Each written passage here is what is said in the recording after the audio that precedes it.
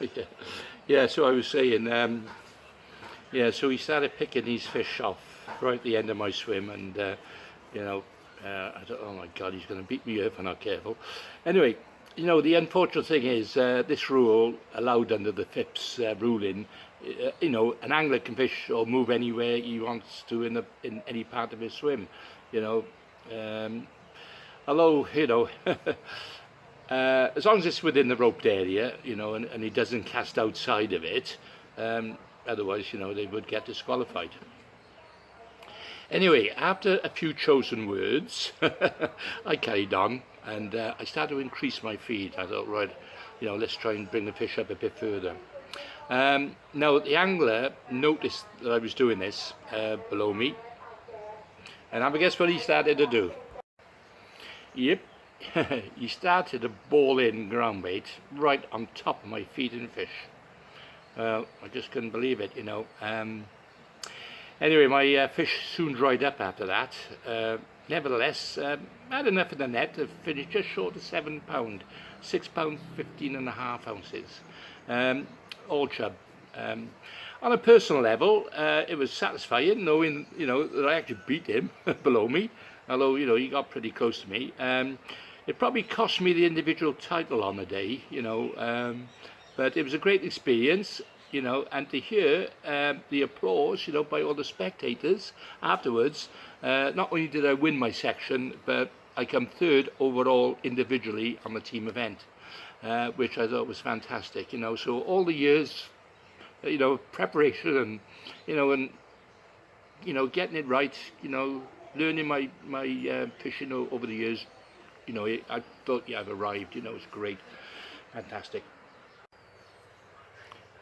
In those days, in the competition, if an angler came within the first four of the section in the team event, they would automatically go forward to the individual event the following day. Now, hearing that all the lads in the team had done well, and they've all caught well, I was very optimistic going back to the result tent. Unfortunately, none of the other lads managed to make the top four. I was the only one, obviously, to win my section, so that meant that Richard Candy would come in the following day. But anyway, this is fantastic then. What happened as a result, filtered through in the result sheet, Team France, using the bloodworm tactics on the river, on a normal river, they were in front. They had 25 penalty points, and they were deemed as the overall winners. Now, adding up our points, we knew we were close to England, on their own waters. Our point tally was 37, and England 31. So they just beat us into second place, but fantastic. We were third, the Welsh team. Nobody seen it coming. We come from behind. We kept a quiet profile, although we did do a lot of practice. But at the end of the day, it was our type of fishing.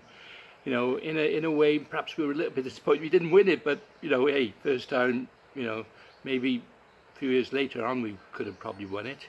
As we all know. But again, that's for the later vlog. When we actually won it. Anyway, now, as far as we're concerned, all the efforts of the lads and all the everything we put in, all our tactics come to fruition. And having the bronze medal at our very first attempt, it was a little bit like Roy of the Rovers, getting there and winning, and actually winning the bronze medal. It was fantastic. And I'm going to put a picture up of the lads at the end where we, and a few pictures of where we were posing for photographs, etc. But anyway, we had some great recognition. Had a nice write-up in the papers as well. Clive Branson. All of a sudden, I become a household name. So fantastic.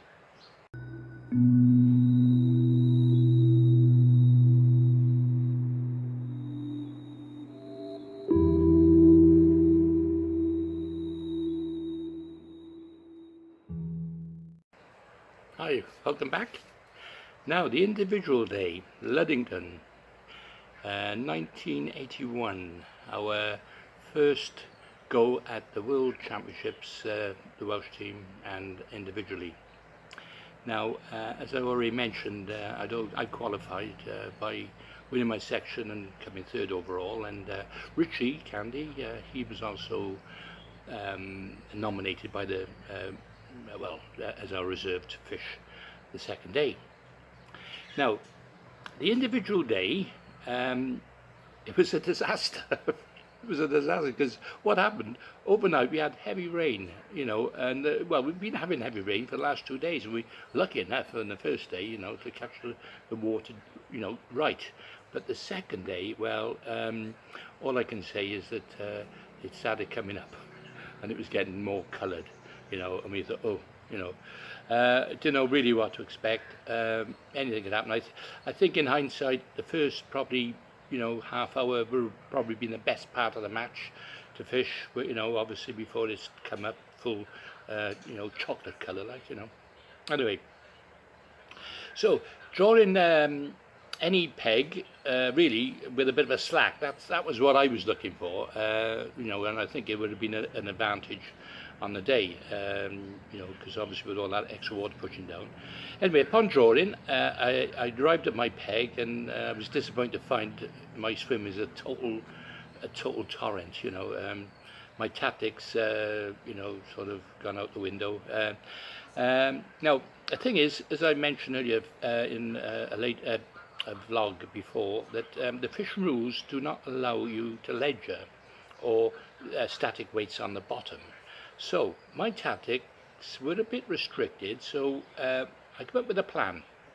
And what I would do, I'd fish a heavy stick, sort of slightly overshot it, and hold it close to the bank, over depth, and as long as it wasn't ledgering, and what I'd done, I put my rod in a rest, so that as though it was holding back. And now with the fishing becoming extremely difficult in the match, as the match wore on, boils started to appear in the water, and I was very sceptical that I would catch a fish, to be honest. And then there was some news filtering along the bank that there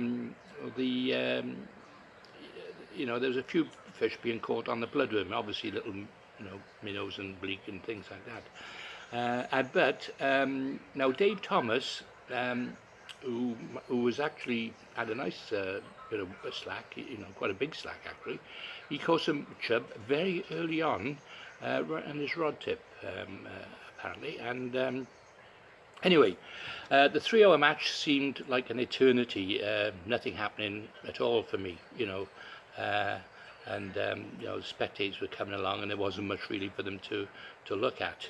And I was out of contention really, and I was just looking behind, chatting to a few people, what's happening, one thing or another.